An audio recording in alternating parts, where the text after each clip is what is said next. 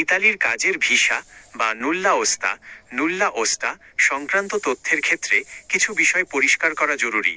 ইতালির প্রিফেকচুরা বা স্পোর্তেল্লো উনিচোপের লিম্পিগ্রাজিওনে স্পটেল্লো ইউনিকোপার এল immigration -SUI থেকে প্রবাসীদের জন্য নুল্লা ওস্তা বা কাজের অনুমতিপত্র ইস্যু করা হয়।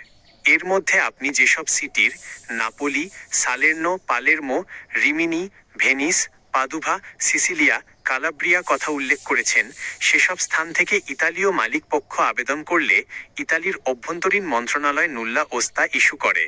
তবে নুল্লা ওস্তা ইস্যু হওয়ার পর ভিসার জন্য বাংলাদেশে VFS গ্লোবালের মাধ্যমে ঢাকা, চট্টগ্রাম বা সিলেট সেন্টারে সরাসরি অ্যাপয়েন্টমেন্টের আবেদনের প্রক্রিয়া সম্পন্ন করতে হয়। নুল্লা ওস্তা VFS আবেদন নিয়ে প্রয়োজনীয় তথ্য। 1. ইতালিতে নুল্লা ওস্তা প্রদান। ইতালির বিভিন্ন প্রভিন্স, সিটি যেমন নাপোলি, সালের্নো, পালেরমো, রিমিনি, ভেনিজিয়া, পাডোয়া সহ ক্যালাব্রিয়া ও সিসিলিয়া রিজিয়ন থেকে 2023-2024 ফ্লুসি কোটার অনুমোদিত নুল্লা ওস্তাগুলো পর্যায়ক্রমে ইস্যু করা হয়। 2.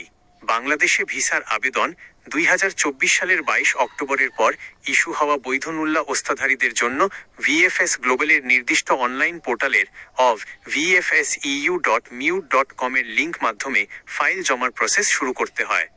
3. ইতালিতে নিয়োগকর্তার কনফার্মেশন। ইতালির নতুন আইন ডিক্রি ল 145/2024 অনুযায়ী ভিসা আবেদনের পর ইতালিতে আপনার নিয়োগকর্তাকে এমপ্লয়ার 7 থেকে 15 দিনের মধ্যে স্পোর্তেল্লো উনিচো SUI এর কাছে চাকরির অফারটি পুনরায় নিশ্চিত করতে হয়।